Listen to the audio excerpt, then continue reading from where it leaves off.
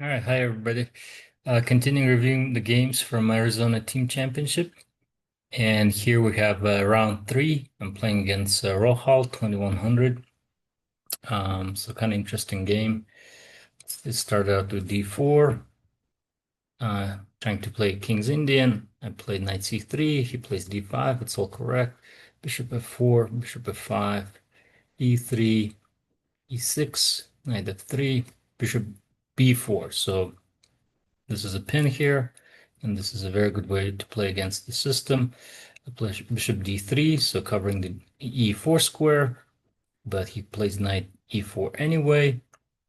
I take in the game, but I also apparently could have castled. I could have castled. That's the first line the computer gives, and sacking the c3 pawn because I have good development, and apparently there's some compensation. For example, if he takes with the knight, take with the pawn, he takes with the bishop. Let's play rook b1, attacking the b7 pawn, and then the main line is he takes, take with the queen, attacking the bishop. So bishop has to retreat.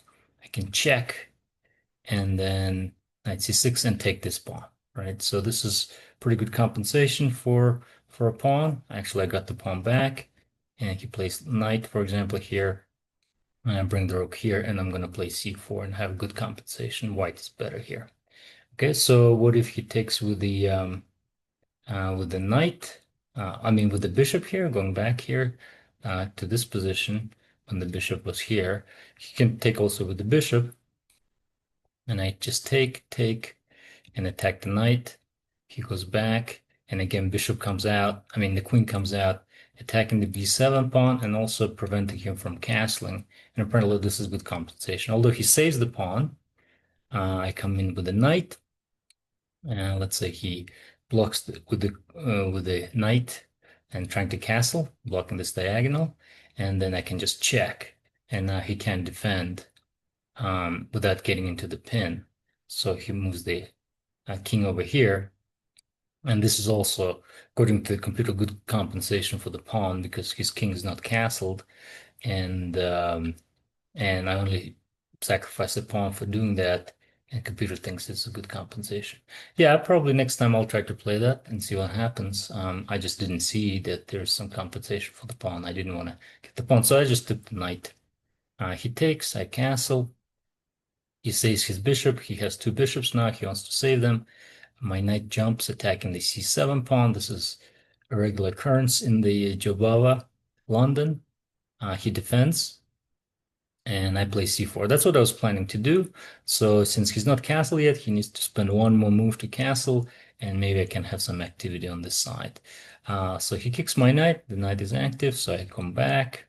He castles. It's all pretty straightforward. And here I decided to play c5 to block out his bishop and get some more space on the queen side. He realizes maybe that the bishop is kind of in trouble, and his knight is pretty bad, and he just takes my knight. I take back. He attacks my pawn, and I saw this, so I defend the pawn, but also attack his b7 pawn, which is pretty weak. And so this I have some kind of initiative. White is a little bit better here. So I saw this and I thought this was a pretty good position because I'm pressing a little bit. So he plays b6, and I saw this too, and I was going to attack his pawn.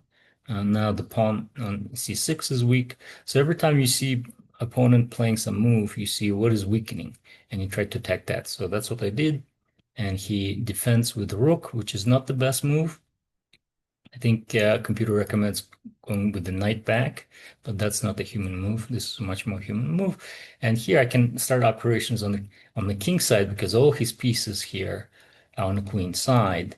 So on the king side, he only has a bishop, so I attack his bishop. So he goes back, and this bishop is almost trapped.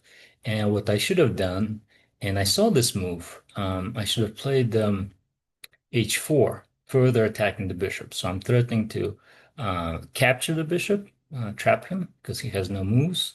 All these squares, if he moves here, I just play f3 and attack him again. This square I take with a knight, and this square is protected by the queen.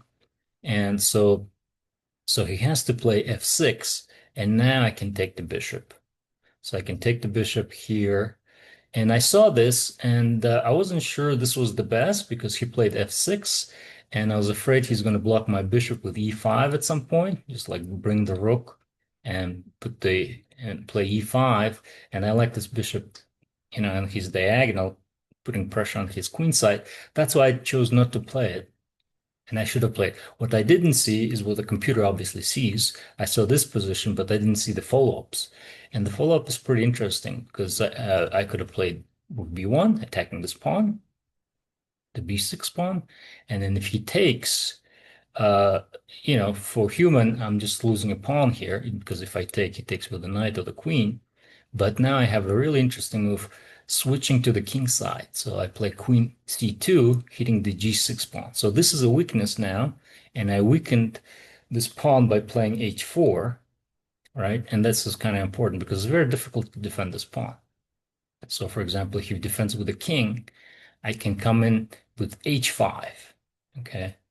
And then if he takes, I come in with a check, right? So all of a sudden, I'm playing on both sides, on the b file and the queen coming on this diagonal. And he defends. I take here, so threatening check here. And he needs to block it because the queen is going to be very dangerous here. So f5, and then now f3. This is a really good move because now the queen is going to come here and to g6 square anyway. And because he's all tied up on the queen side, he can't really fend off my attack. So this would have been a very strong continuation for white for me, but I didn't see that deep. I saw the g6 pawn maybe hanging at some point, but I didn't calculate too much. And again, this is game in 40, so you don't have that much time to calculate these things, so I didn't see it. So, and this is all tied up, and the last thing I'm going to show you here, if you place rook here, trying to take over the b file, then I take on b7. And this is a trick because I'm attacking the queen. And if he takes with the rook, I'll just take his rook, right? So this is completely winning for white. But obviously I didn't see that deep, and I should have calculated a little bit more maybe. But I didn't have that much time. So instead of I just took on b6. So I just took on b6. And then after this, that's not possible anymore. And I just took the bishop because I thought this b1 square I need for the rook. So I just took the bishop and put the rook on b1. And then he played b5 to protect his pawn and a4. And I saw this and I thought this was pretty good for me. And I stopped calculating at this point. So that's like 3 or 4 moves ahead. And but here he has all kinds of defenses apparently. So he just moved the knight and there's a pin on a file. Here I start thinking a little bit. So I was like, well, I have to take now. And I saw the sequence, the following 3 move sequence, 3 or 4 moves, which is still kind of equal. So although I have some pressure, he can take my rook. I play b6 because I didn't like taking here, check, taking here, check, and then king moves, and then knight takes here. He has 2 rooks for the queen, and although it's kind of equalish, I didn't like that position. So I played b6. Queen a6 is a good move.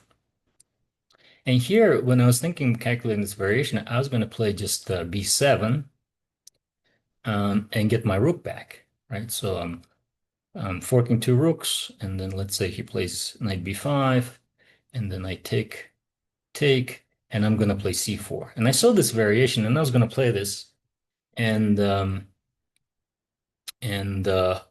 then he can't fork me, fork the rook and the pawn because I just pin him and I can win this knight eventually.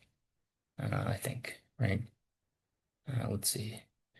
Yeah, so if he takes, so this is I saw it and I was like, okay, I'm gonna just play this. Although I was kind of disappointed that they didn't win a pawn, I was gonna play this. But then last minute, in this position, I was like, why I'm playing b7 right away? I can just take this knight and then play b7 next move. Okay, and I saw this move queen b7 before that, but the second time I was calculating, I didn't calculate that much. I was like, oh, queen just blocks the pawn, and I'm on exchange down. Although I'm exchanged down for a pawn, so it's basically kind of equal. It was kind of like shocked me a little bit that I didn't see that move, overlooked that move in the last second. And here I was like kicking myself, why should I do this? And here I was in like in a kind of like in a bad mood already, and we have little time left. So I was like, okay, I'm down in exchange for a pawn, but this is a strong pawn, so I'll just play very safe. I played King G2, so to avoid any checks. But what I should have done, I should have played Queen V4 because he's going to play Rook A5. I didn't see that move and tried to put here. So if I control the square, then his rooks are not active at all, and I can come in with the queen maybe somewhere here in this diagonal and try to bother his king. So be a little bit more active. That's what I should have done. I was played kind of passively in G2 because I was like, oh, I blundered this, so I wasn't quite sure. I wasn't very confident here. He played Rook A5, and I start again playing a little bit more passively. Queen C2. He doubles rooks. I defend the second rank. He plays Rook A4. I play H3. So I'm playing pretty passively, but I don't really have that much to play for. But I could have played H4, for example, maybe play H5, trying to bother his king a little bit because he's all on this side, but I didn't do that. Rook C4. Now he's trying to pile on this pawn. Again, I'm short of time, but this doesn't do anything because even if he plays here, I can defend this pawn, so I shouldn't be afraid of this. But I decided to exchange rooks. He plays C5, and here I make a mistake because here I should have just gone back. I should have just gone back here and hold this pawn. And if he takes, I take back, and it's not a big deal. I can hold this pawn, and he can't really attack it. Because if his queen moves, I just play b7. So queen is stuck there, and I can hold this position, and it's basically a draw position. But here I was like, again, shorter time. I just throwing out the moves, and I'm improving his position because I'm opening this diagonal now for his queen, so his queen is a little bit more active, and black is getting a little bit better position. Okay, so this is what happens here, and then I saw here Queen E7, which is okay move. It's a good move because if I go into endgame, my pawn is very strong, and his rook has to guard this pawn. So he shouldn't have exchanged queens, but he also was kind of short in time, so he just exchanged queens, thinking he's better here, and he's not. It's completely equal. So I played here, and I saw this move. So fortunately, his king is close enough, so he can stop this pawn. Otherwise, I would be winning. And here I was calculating that I need to bring the king over and take this pawn, right? So I should have played king f2, and then let's say he brings his king, I bring his king. He has to take this pawn. And with check, I come here and I take this pawn, and this is completely equal because the variation, let's say, moves here, bishop here, and he can't really make any progress. I can't make any progress either, but his rook has to stay on this pawn because otherwise it moves and then I become a queen. So if he moves his rook, let's say here, attacks the pawn, I just move the pawn and then becomes a queen. So he can't do it. So rook is stuck on b file. King that can't really go anywhere. I can't make any progress either, so it's kind of a draw. So it's a dead draw here. That's what they should have done. But instead, because I was very short on time, less than 1 minute already, we have a 5-second delay, but there's no really time to think. So I checked. I thought this was better. I saw this variation, and this is what I should have done, but that was just a draw. And I guess I was still thinking maybe I could win. Maybe I can queen this pawn, but there's no time for calculation. So I played here, I played the check, which made my position worse, and I want to block his rook from attacking the pawn, but his king is already stopping the pawn. So this is worse for me. I'm basically losing now because he stopped my pawns, and he's going to bring his rook around now to take some of my pawns because his king has already stopped my pawns. But we're blitzing it out. We're not even thinking. Like within seconds, we're playing moves. This will happen. Now his rook stops my other pawn, and he's cutting off my king from taking this pawn, and he's much better now. I can just wait now. And here I didn't know what to do. I guess I should have just moved the king a little bit, but still his rook is kind of free to attack my pawns now. So I'm probably losing anyway. But I played d6, um, which made it completely losing because now his king comes in and stops both pawns, and I'm completely losing. The computer recommends a move like bishop f8, attacking the pawn, trying to get this pawn and maybe intercept here. And that's probably I should have played, but I played d6 and a very time scramble situation. Now king c6, I'm completely losing. I could have resigned, but I tried to play bishop c5, which is kind of in time scramble, maybe confusing move because I thought if he takes, I can queen one on the pawns. But actually, it doesn't work because he can check, come back, and stop both of the pawns. So he could have taken actually this pawn and won immediately. But he was afraid that mm, he has no time to think, so he's afraid that maybe this works. So he just plays rook d5. And here I should have tried the move like b7. Um, Move like b7. So seemingly, if he takes, I take his rook. But and hopefully he wouldn't have found f5. F5 is obviously winning because now the I have to take, and this is check. So king has to go here, and now I'm not attacking his rook, so he can take the pawn, and it's winning. But maybe in time scrabble he wouldn't see it, and this was my last try probably. Instead, I played h4 here in this position. So the b7, I played h4, and he played f6, and then I didn't resign here. We kept playing, but it was already lost. I couldn't do anything, and eventually he collected all my pawns, and we played another like 20 moves, but I didn't record it, so I don't have a recording of it. But eventually I lost. So kind of interesting game. I had some chances, but I just never had time to calculate it out, and in the end I made some mistakes that cost me the game. So anyway, I hope you enjoy this game. This was the third round, and I lost to 2100.